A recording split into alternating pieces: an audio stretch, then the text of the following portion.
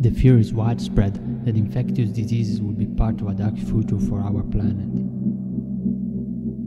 The middlemen feel constantly threatened by an approaching zombie apocalypse.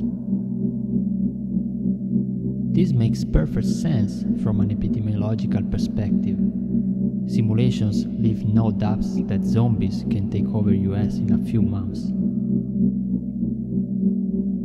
Nevertheless, there is plenty of sound ecological reasons why flies might solve the problem more rapidly and efficiently than headshots. At least in the classical view of zombies as brain-eating rotten corpses, for the super-fast rabbit kind, I'm not that sure.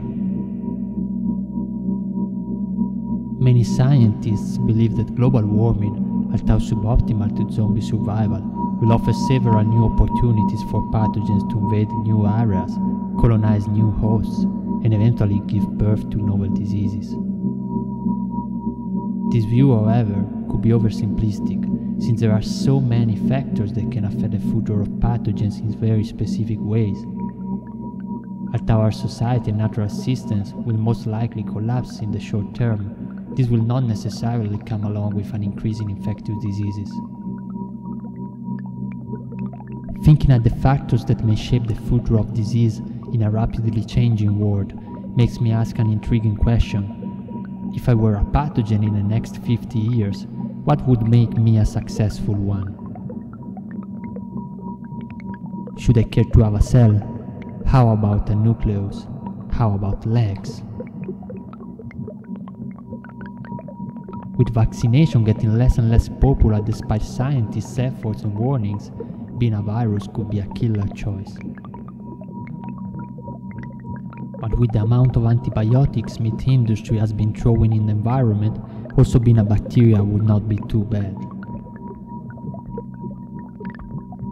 Should I be a generalist and perhaps easy to switch from one host to another?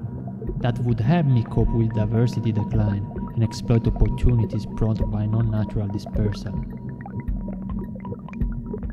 But also being an efficient specialist could work, provided that the one or few hosts of choice are abundant enough to permit transmission and not threatened by global change.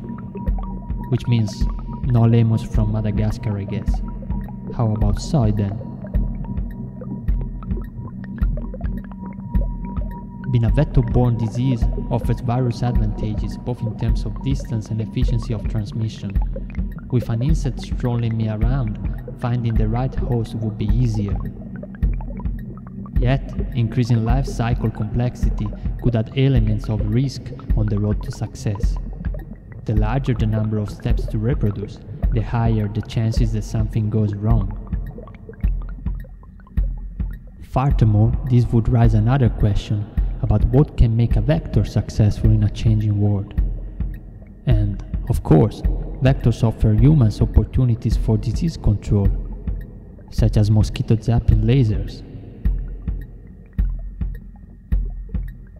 But when I start thinking about how human action can affect my success as a pathogen of tomorrow, either by making my life easier or more challenging, that is a moment of true revelation.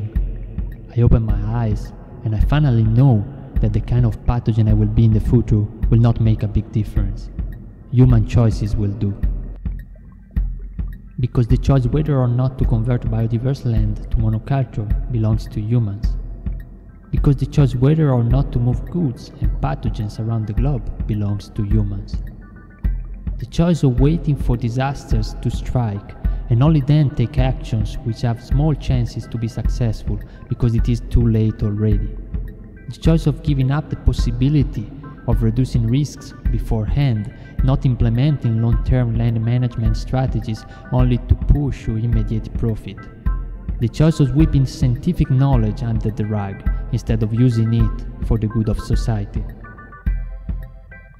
As the choice of not learning from the past. Let's choose wisely now. Let's change the future of infectious diseases. Let's change our future.